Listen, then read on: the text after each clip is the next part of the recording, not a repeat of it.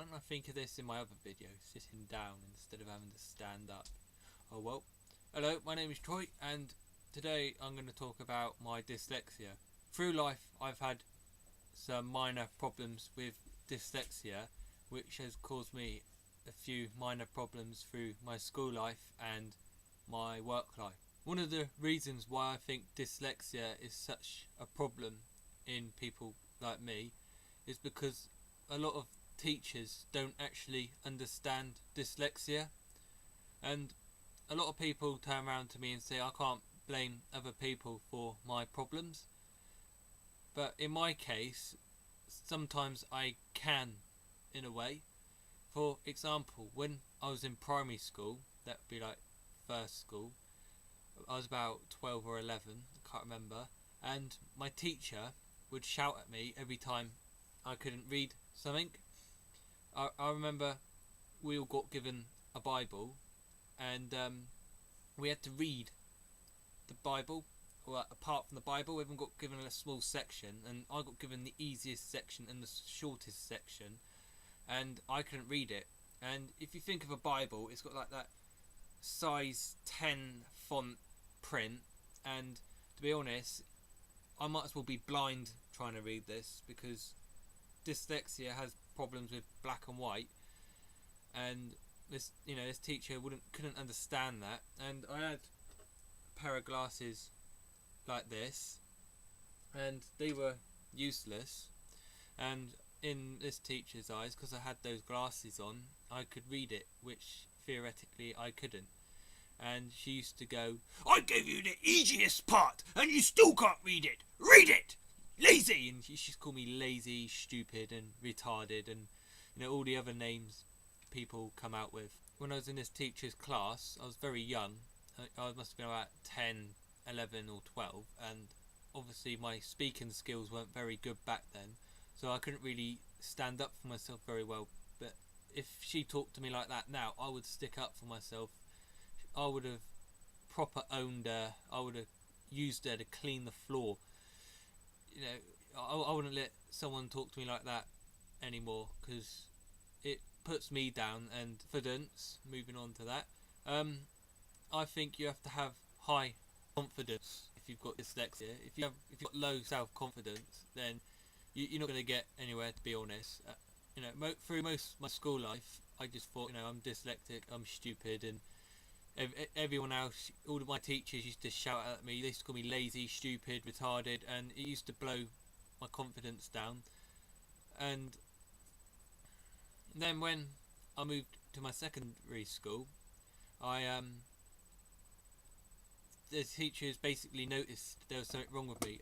I'll copy text off the whiteboard and put it into like my homework book, and what they wrote on their board, I would write down something totally different, and they would moan at me because I wasn't writing the right thing down. So my teachers turned around and said, "There's something wrong with Troy. You're gonna have to check him out." And the nurses, put me through a few tests and then sent me up to the hospital for a colorimetrics test, and I got given I had to read a load of things with these coloured sheets over it, and then after a while I got given these blue glasses, and you'll see me wearing these if I have to read anything, and I tend to use them a lot more than my clear glasses. My clear glasses are usually for more practical stuff, but my blue glasses have been a great help. For starters, great help in computers. I wouldn't be half as good on computers without my blue glasses. The reason why I wear blue glasses is because I struggle to see black and white together. If you stand a black and white person together, it makes no difference, because theoretically black people aren't black before anyone thinks about that.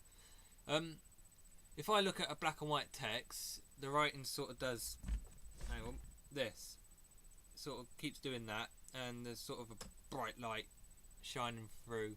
That's the easiest way to describe it.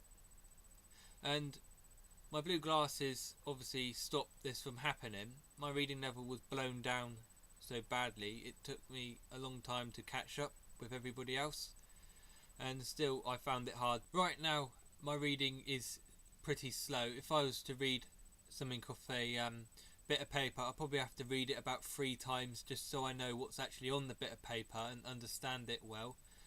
I also read a lot slower than a lot of people, but now I can actually read something and actually understand it after probably 2 or 3 attempts.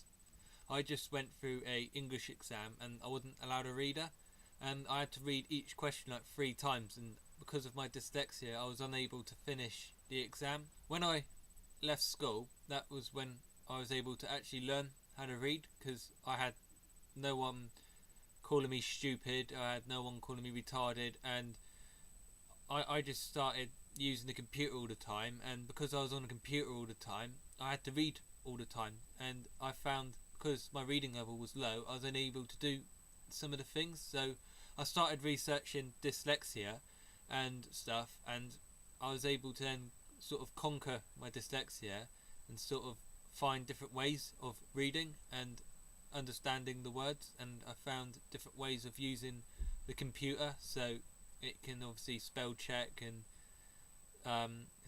obviously say the words, read it for me, sort of thing. Advice to dyslexics or people who think they're dyslexic: get yourself a colometrics test. I would recommend you go to your doctor about that. These glasses have been a great help to me. They cost about 200 quid, but to be honest it's worth every penny, and they've been great help to me. Without those glasses I might as well put a bullet to my head. Research dyslexia. Researching dyslexia helps you understand it more and will guarantee help you get that sort of round it. You can't beat it, but you have to learn to sort of live with it. Don't listen to people who call you retarded, stupid or lazy or anything else under those sort of lines. They don't understand what they're saying, they don't understand dyslexics, and to be honest people who say that are just stupid themselves. Don't hide behind dyslexia, don't use it as a barrier or sort of hide behind it because you're sort of labelled as it. Hiding behind dyslexia knocks down your self-confidence and it's just pointless, to be honest. Use technology to its advantage. I like to use Google Chrome as my web searcher because it has a spell check on it, and if I get words wrong it puts the little squiggly line underneath it, which is a great help. Thank you for watching, and I hope this video was very interesting or helpful for you if you've got dyslexic or trying to understand dyslexia. If you've got any questions, feel free to ask. If you find it hard to obviously read or spell, write a message anyway. If you feel a bit nervous, just send me a private message and I will try and understand what you are saying. I won't take the mick out of you or anything if you spell words wrong. Plenty of people have sent me messages on YouTube which hasn't been spelt very well, and I've had to work out what it says. And I hope you enjoyed the video. Thank you very much.